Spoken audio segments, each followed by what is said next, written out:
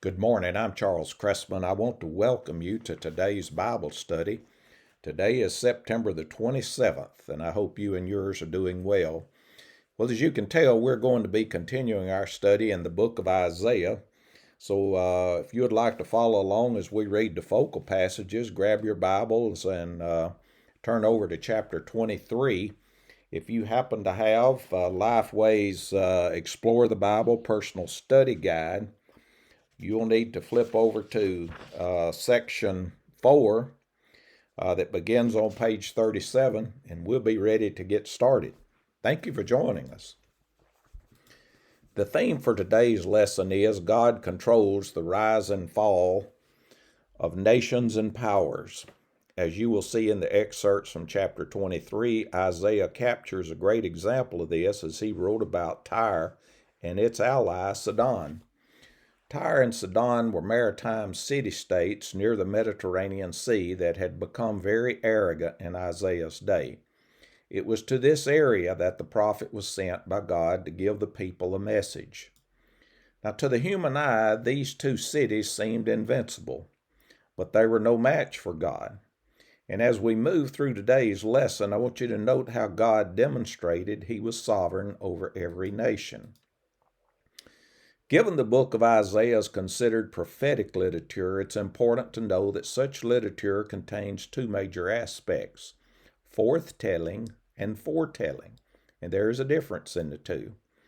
Forthtelling refers to a prophet's addressing the concerns of his own times with a God-given message.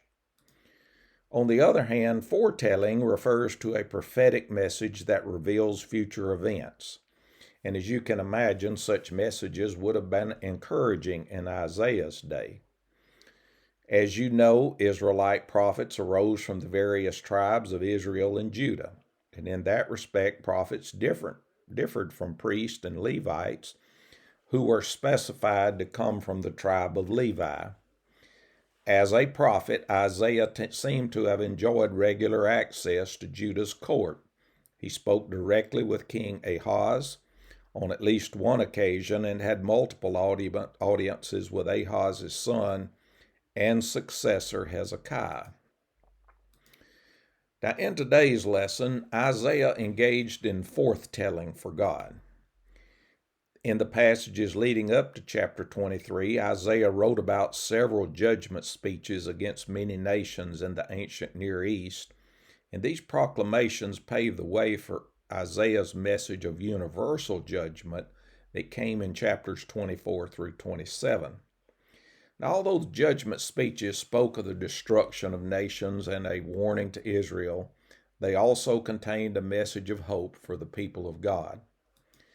So as we get started in today's first focal passage, it's important to note that in many ways Tyre and Sidon were at the center of commerce for the world at the point in time that Isaiah prophesied to them. People everywhere knew them as opulent and prestigious cities. However, they failed to acknowledge God as the source of their success. Now, as we look at this map, I want you to look up near the top and you'll see where the city of Tyre was right on the edge of the land near the Mediterranean Sea in the area called Phoenicia. And we'll get back to that a little later as we move on through the lesson. Tyre and its ally Sidon were ancient cities dating as far back as the 3rd millennium BC.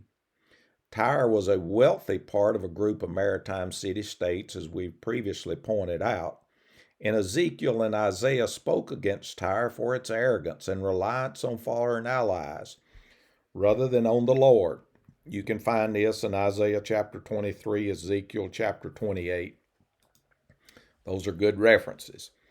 Now, I wanted to share that with you because as we get to today's first focal passage, I want you to notice what Isaiah is saying. And it goes like this. Who planned this against Tyre, the bestower of crowns, whose traders are princes, and whose merchants are honored ones of the earth? The Lord of armies planned it, to desecrate all of its glorious beauty, to disgrace all of the honored ones of the earth. Overflow your land like the Nile, daughter of Tarshish.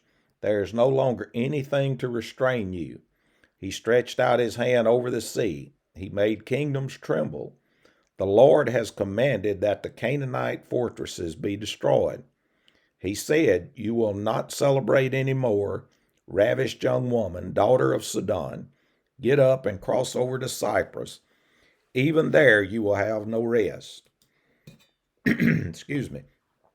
Isaiah started out this focal passage with a rhetorical question about who would destroy Tyre. How could the wealthy men of Tyre and Sidon, who were very wealthy and treated like princes one day, be poor the next? Well, the pride exhibited by Tyre suggested that they did not need God's help. They had an attitude that displayed an exaggerated sense of their ability to achieve and accomplish without the help of God. Their pride suggested they did not need God's help. Pride had separated the people from God. Now, God had empowered them to produce this wealth, as you can find over in Deuteronomy chapter 8. And God wanted them to set their hearts and minds on things above, not on earthly things. And obviously, that was not taking place. Now, that gets us to our second focal passage today. And in this focal passage, Isaiah pointed to Assyria's defeat of the early Babylonians, better known as the Chaldeans, as evidence of God's power in the affairs of his creation. Interestingly, the same fate awaited Tyre and Sidon. So let's take a look at our second focal passages. Isaiah wrote, "Look at the land of the Chaldeans, a people who no longer exist. Assyria destined it for desert creatures. They set up their siege towers and stripped its palaces. They made it a ruin. Wail, ships of Tarshish, because your fortress is destroyed." The land of the Chaldeans was in southern Babylon, where the Tigris and the Euphrates rivers meet near the tip of the Persian Gulf, what we would know today as southern Iraq. The Chaldeans had a powerful influence over all of Babylon. Isaiah pointed, however, to Assyria's defeat of the early Chaldeans as evidence of God's power in the affairs of his creation.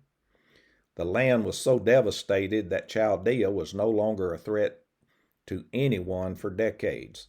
His message was that the same fate awaited Tyre and Sidon. Now, in a third focal passage, notice how Isaiah continues his message to the people.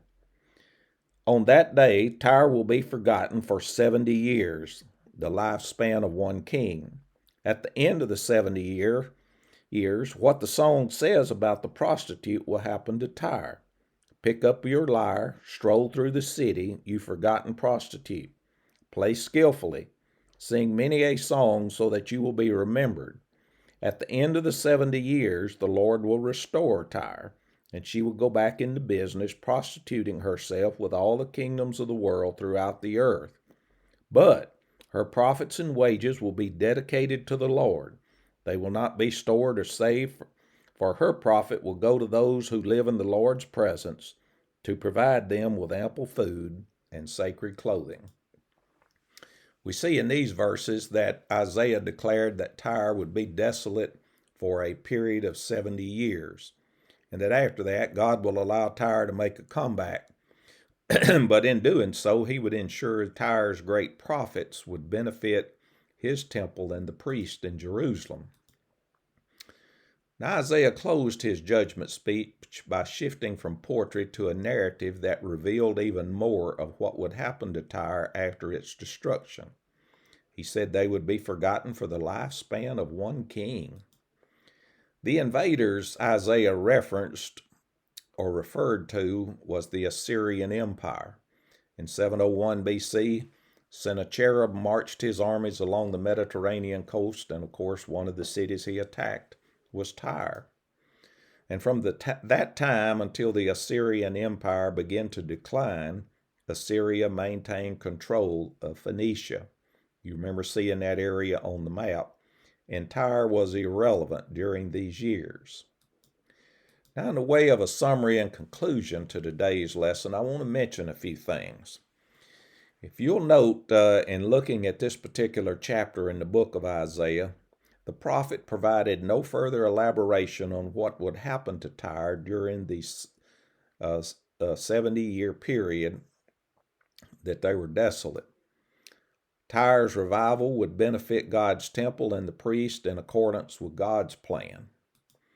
God's followers were to make life decisions that honored the Lord. Now, I want you to imagine with me for a few minutes a world in which all nations honored God. What would that look like? What contributions can we make to that end? Amid the revelry that exists in today's world, how can we remain hopeful that God's plan is at work? According to Psalms 121, verses 2 through 4, God never sleeps nor slumbers. Because all creation is under his watchful eye, we can trust he actively directs all that occurs across the earth. Pardon me. Be intentional in noting signs of God's power throughout the coming week. Jot down what you observe. I think you'll find it's very interesting. Folks, I want to thank you for joining me this morning for a quick look at today's lesson. I hope it's been informative for you and gives you a little insight into God's control of what goes on in our world. Next week, we'll move on to chapter 25 and look at a lesson on God saves, and that will be a good one as well. Thank you for tuning in. I hope you and yours are doing well, and I hope you have a good week this week.